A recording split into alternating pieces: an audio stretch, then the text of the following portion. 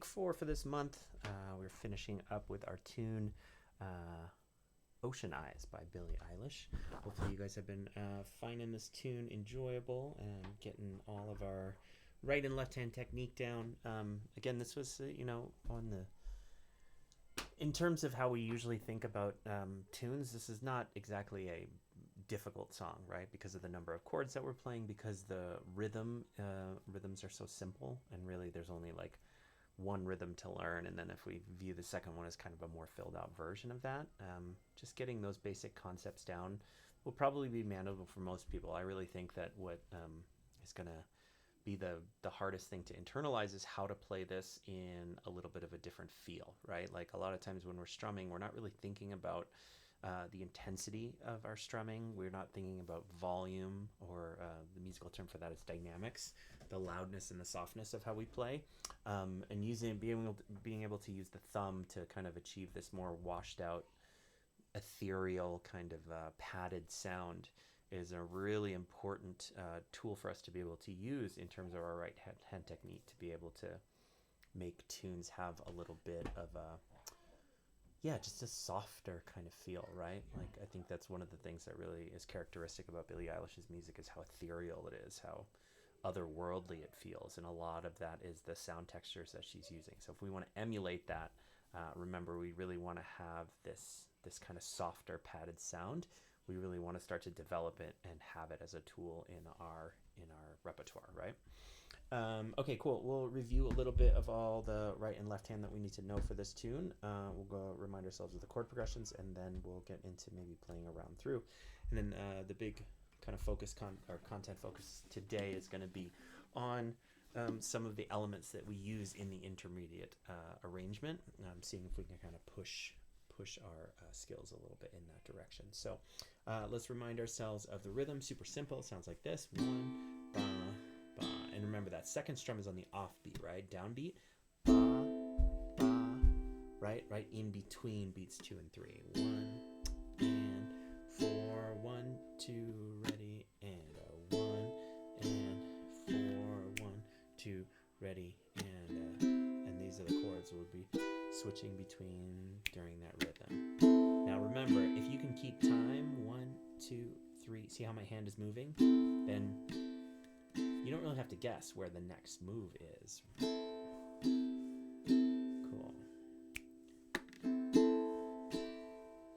And now let's see if we can find that little pickup on 4 and, right? So it sounds like 1 and 4, 1, 2, 3, 4, and 1 and 4. It's kind of a pickup into ba ba ba ba ba. 1, 2, 3, 4, and 1.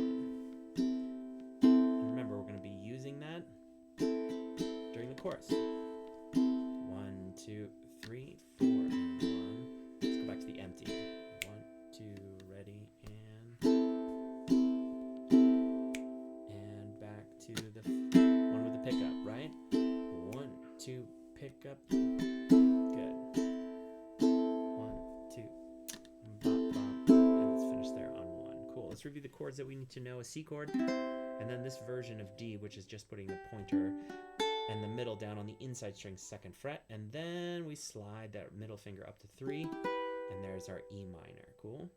Last chord we need to know how to play is a G. All right, let's go ahead and get into the progressions. Remember, we play C, D, E minor with that long pause. Then we do it again. 2, 3, 4. And then we end on G and C. Good. And then you're going to repeat. 2, 3, 4. 1, 2, 3, 4. You're going to play exactly like you did before. 1, 2, 3, 4. 2, 3. Now we're going to do our G chord up to that 5th fret. See how I roll through? Pick the 5th fret, slide it up to 7, and then roll through. And that is my last hang. each time I end my progression. Now remember, the progressions are the same. We're not changing the chord voicings during the verse and the chorus. So all you got to do is basically fluctuate between those two rhythms and then be able to play those 4 chords plus the variants, the variant of that G, the variant of the C, right? All right, cool. Let's see if we can take this top tune from the top. Go ahead and pull up the song sheet here. All right, let's give it a go. 1, 2, 1, 2, ready, and intro is just the chords. 1, 2, 3, 4.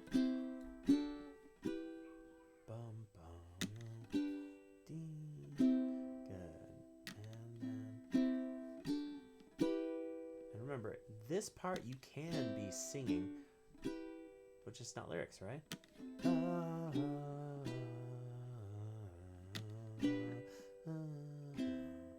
And then we climb it. Beautiful. And to the verse. I've been watching you for some time. Can't stop staring at the ocean eyes. Good.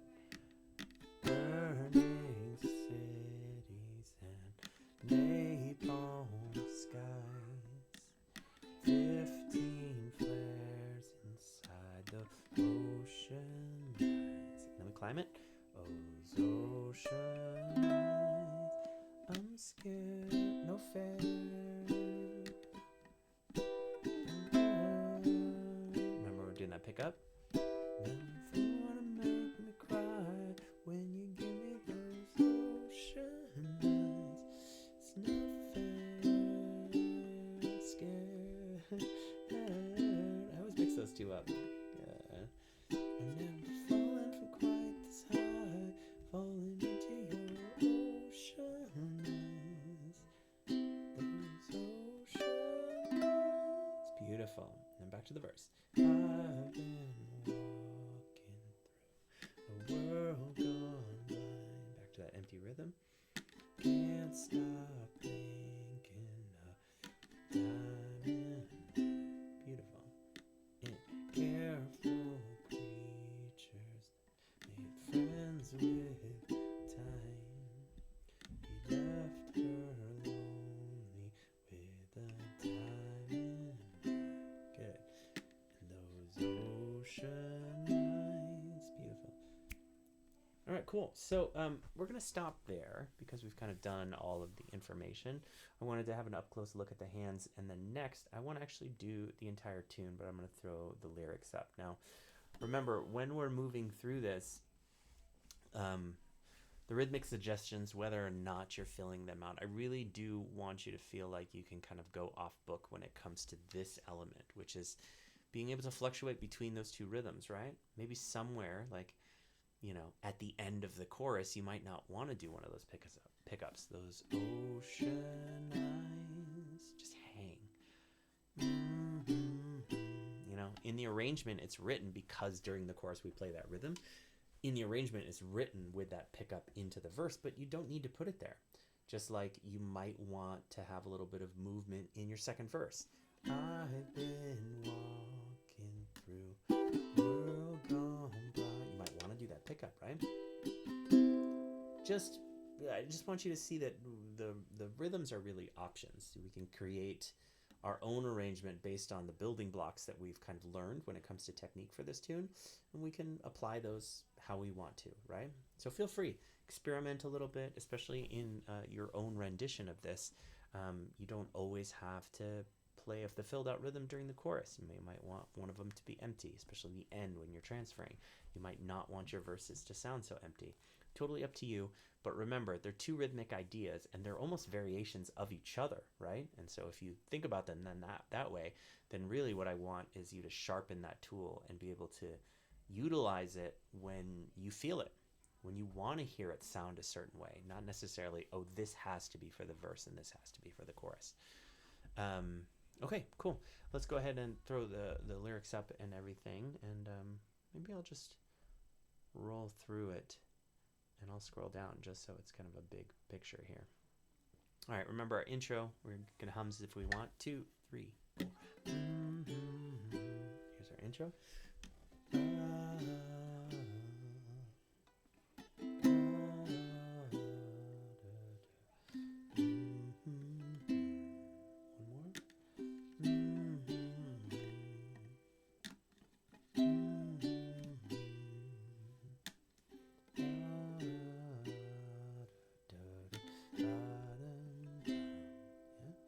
Climb.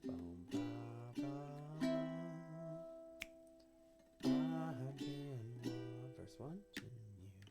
You for some time can't stop staring at those ocean eyes, burning cities and napalm skies. 15 flares inside the ocean eyes. Good. Your ocean eyes, snow fair.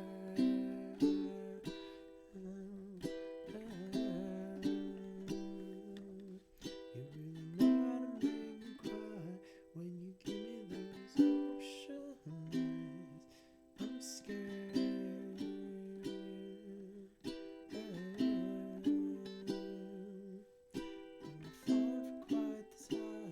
Falling into your ocean eyes, those ocean eyes. And here I'm not going to do the fill, I'm just going to go straight to the verse. I've been walking through a world gone blind. Sorry about that. Can't stop thinking of diamond. Good. Careful creatures, friends with time. You left her lonely with a diamond. Good. Those ocean eyes, it's no fair.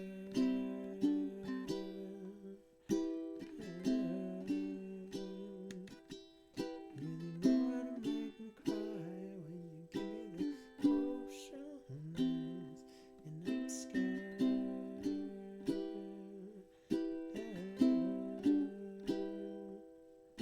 fallen quite this high, falling into your ocean eyes. Those ocean eyes, it's not fair.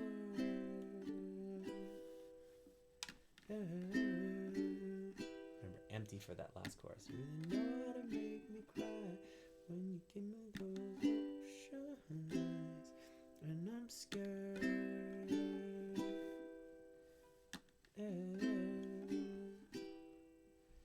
I never fallen quite this high, falling into your ocean eyes. Nice and slow.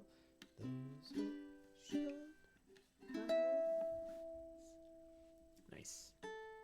Cool. So pretty straightforward. Like I said, most of the tune is one or two different things that you're doing with your right and left hand. With your right hand, and then being able to play through two progression, or really one progression, with your left hand.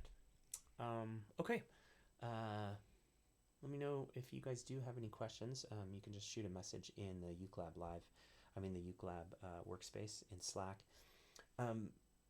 Let's see if we can start to get into pushing our progression a little bit, okay? So I wanted to introduce a couple of different chord shapes, and then we can talk about where to place them. And then just a little addition, and I think I might actually start with this because we're already almost doing it with our, we're already doing it when we do that little walk up, right? We're going roll here for 2, and then roll here to 5, right? We're already making this chord shape. So now what we want to do is on our first ending, the one that we actually end both rotations of the progression with, right? When after we go C, D, E minor 3 times, then we play G and then C. Let's just add that 5th fret. So we go, right? So what we're doing there is we're rolling through this, and then we're moving up to 5 and then finishing on C. So the second time we climb up to 7, right? And that's really just following the melodic. Those ocean eyes, right? That's what we're trying to emulate when we do those alternate voicings of the G chord. Ocean eyes.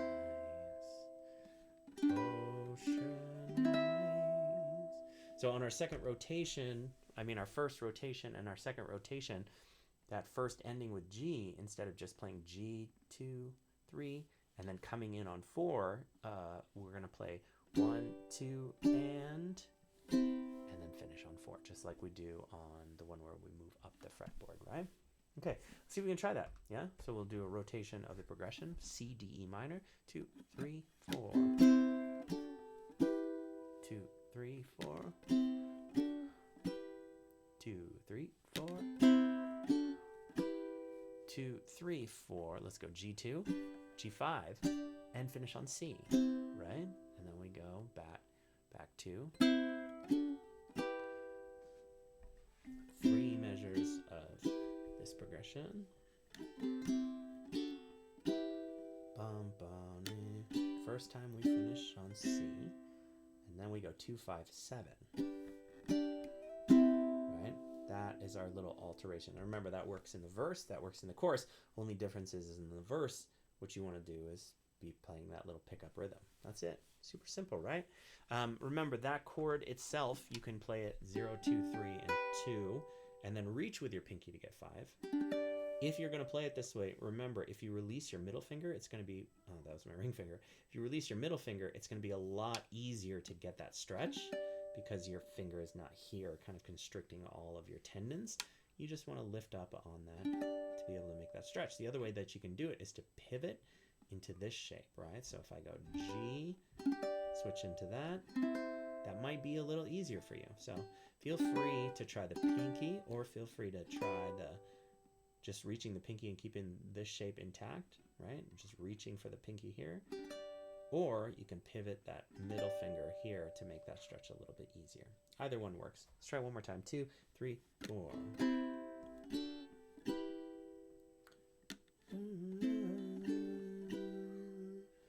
Never falling for quite this high, falling into your... Up to 5. First is 3, and now go 2, 5. And reach up to 7. Cool. So that's the first little addition that we want to make for moving into the more intermediate arrangement. And remember, just like before, all of these are optional. You do not have to do this, but if you're looking for a little bit more of a challenge, if you're looking for a little bit a bigger push, then you can give it a try. You can try experimenting around and see how it feels, see if you like the sound, if it's worth it to you to put the time and effort to get it down. Okay, let's learn a couple of other chord shapes, okay? So what we're going to do is make a modification of the C chord that we've been moving up to the 7th fret on the A string, 0, 0, 0, and 7. Now, instead of just playing this E string open, what I want to do is try to put my pointer finger down on the 3rd fret. I really like the way this voicing sounds, and what's wonderful about this is that it kind of pivots us into this next version of a D, which instead of playing this, 0, 2, 2, and 0, we can play it as a bar, right? So let's go over this one first, pinky on 7, and now our pointer finger just tries to land on the 3rd fret, right? 3rd fret of the E string. So my fret numbers are 0, 0, 3, and 7. Cool, now that I've found that chord shape, what I want to do is actually take this pointer finger, shift to 2. From there, I want to jump up and I want to try to do a bar across the bottom 3 strings. So basically, I'm playing the open string, the G string open, and then my pointer finger is taking care of 2 on the C string, 2 on the E string, and 2 on the A string. And then my pinky will go down on the 5. Now, this being said, that doesn't mean that you really have to press down on the 2nd fret of the A string here with the bar. So really focus your energy on the pad of your finger, trying to get those inside strings, C and E, just like that, pinky on 5. Cool. Let's take a little breather here just to talk about bar technique. Now, a bar grip is a bar is any time you want to try and play multiple strings with one finger, right? A bar can be across 2 strings, 3 strings, 4 strings. It really is just using one finger to be able to fret both strings at the same time. Now, almost always, I'm trying to think of a situation where it's not. Yeah, always. That fret is going to be the same one, right? So if my pointer finger's on 2, it's going to be fretting multiple strings on that 2nd fret, right? So one of the things you want to pay attention to is my grip, right? If I'm here and I'm holding most of my chords. Do you see how my thumb is sticking up here? Now watch when I go into that bar D. Do you see how that thumb just kind of like dipped behind the neck? So let's evaluate what it's doing behind there. Oh, how do I get this angle? Yeah, like this. Okay, so in my open grip, you want to think about trying to get the back of the ukulele neck right in between your thumb and your pointer finger. See how there's like that little round spot? And then you cup everything there, and the support point on the neck is here. Now watch when I slide into my bar shape. Do you see how my thumb kind of slides down the neck? And now the heel of my thumb is actually the contact point on the back of the neck, and I am not kind of straight up and down. I'm more diagonal, or maybe even more horizontal, right? If I can get into this position, then what happens is it actually pulls my fingertips towards the fretboard, and it gives me a lot better position to try and flatten out my fingers so I can catch multiple strings, right? There's like a hard 90 there. When I'm in my open grip, it's a lot harder to get into that position because my hands are pushed forward. So remember, what we're doing is sliding our hand back slightly, getting up onto the heel of our thumb for the contact point, right?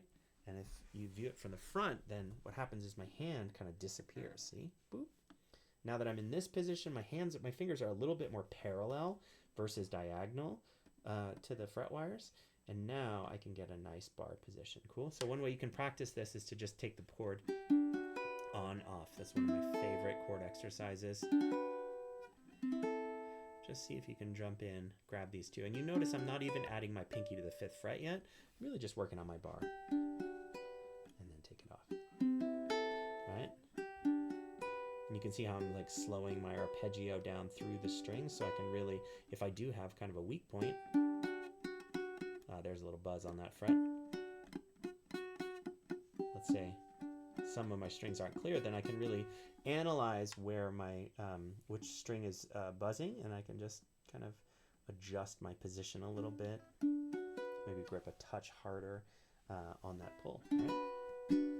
One other tip I can give you is that don't just squeeze, but if you pull back with your shoulder as well, you'll just get a little more bite, a little bit more purchase. And remember, the spot where you want to be fretting is basically right uphill, right behind that fret wire. You don't want to be on top of it, because no matter how much you do, you're actually muting some of the vibration on this side. You want to get right up against that fret wire and get your frets to sound clean. Cool. So we got this bar, and then we've got that pinky. Now, both of these chord shapes, I'm going to say, if you're just starting out on the ukulele, they are going to be challenging. But just like anything, if you expose yourself to that skill often enough, as frequently as you can, then what'll happen is your hands will start to make the adjustment. You'll get a little bit of muscle memory. Cool. So for now, what we want to do is let's try on-off whole note exercises going 0, 0, 3, 7. That's the first chord we learned. And remember, it's a variant. And if you have been playing the 7th fret with your pinky, this will feel a little more comfortable to make this addition with the pointer finger on fret 3. 1, 2, ready, whole notes. 2, and ready, off. 2, and ready, on. 2, and ready, off. Beautiful. 2 more times, and 1, 2, 3, 4, and off. 2, and ready again, and on. 2, ready, and off. Beautiful. Let's find our second chord. Remember, barring across the 2nd fret, bottom 3 strings, pinky on 5. 1, 2, ready, and 2, 3, 4, and off. 2, ready, and 2, ready, off. 2, and you notice you can almost see my thumb kind of beaking out behind there, right? Really think about trying to get that behind the neck, really focused on the heel of the thumb being the contact point, right? 2, 3, 4, 2, and ready, off. Beautiful. Ready, and on. 2, 3, 4, and off. Last time, here we go. Beautiful. And off. All right, let's try to link the two. Now remember, here, I've got to get a nice shift into this position.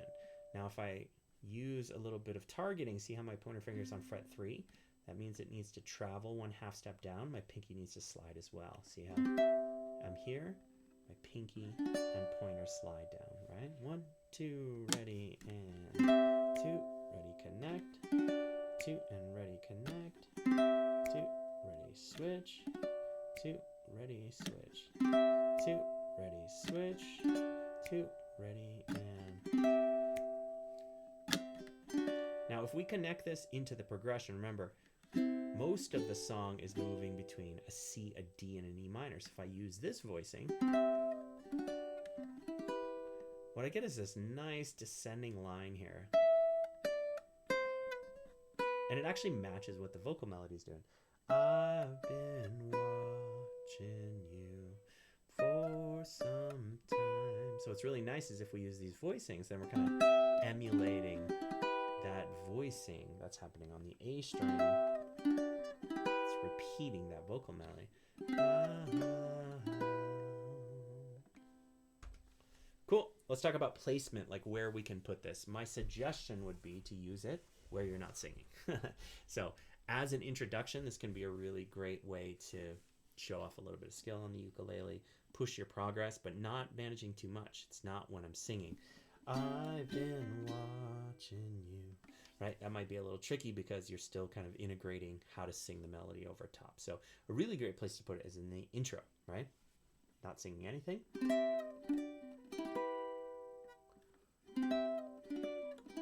So you just use these voicings, and then the voicings, right? Now, one of the things that's kind of cool is if you play the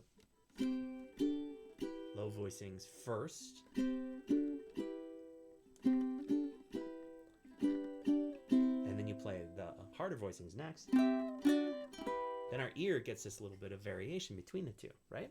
You can switch between those two. You can put the harder variations first. But really, I want you to treat it, you know, kind of like we were discussing with the rhythm, as a variant. It's not the way to play it in this certain spot. It's a way to play it.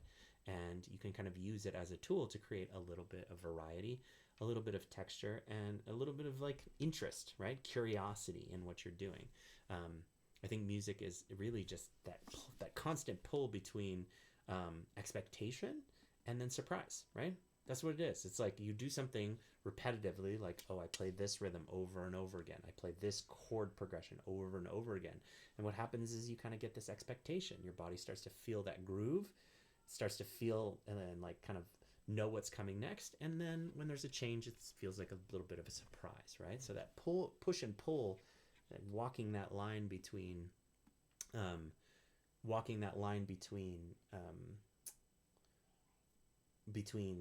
creating something that's familiar and having an expectation of something and being able to surprise you, right? That's a fine balance. So that's really what music is. It's just about the interplay between those two things.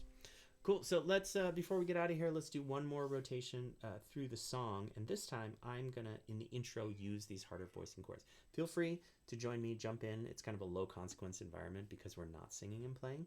But, you know, once we get back into the singing, you want to drop into the chords that you're familiar with. And, you know, I'm going to try to stick loosely to having it more open and empty in the verses and a little bit more filled out with that pickup in the chorus, right? And try and pay attention, right? If it feels right to be able to do to make it more empty in the chorus, feel free to do that. I really like it at the very end. Those ocean eyes just hanging out. It's almost like you're telegraphing what you're going to be doing in the verse right before the verse happens, right? All right, let's jump into it. Throw the lyrics up, and I'll do the same thing. I'll just kind of, actually, let's put them all on the screen so I don't have to fiddle with it. All right, let's go. 1, 2, ready, intro. Harder voicings for me. Feel free to join me.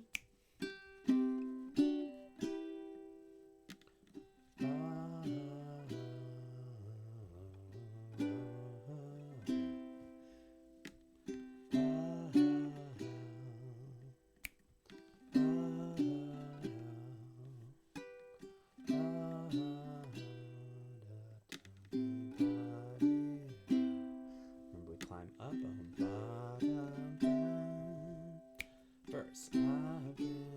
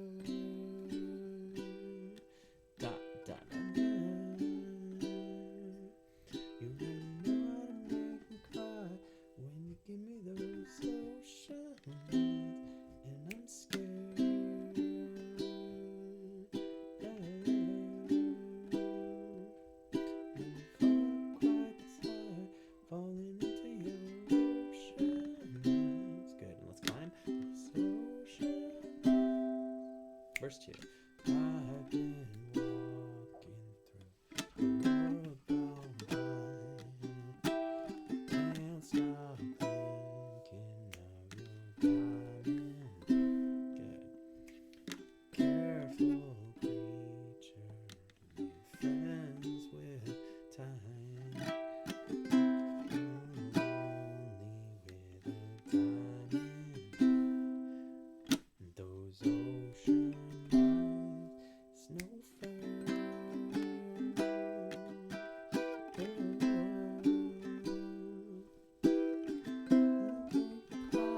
When you give me those ocean eyes, and I'm scared.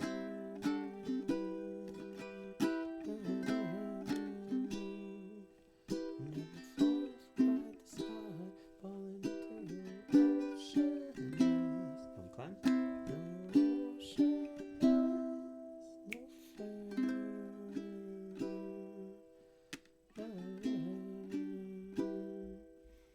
You really know how to make me cry when you give me those ocean eyes. Since it's the last rotation, I'm going to use the harder voicings for this last round. I'm scared.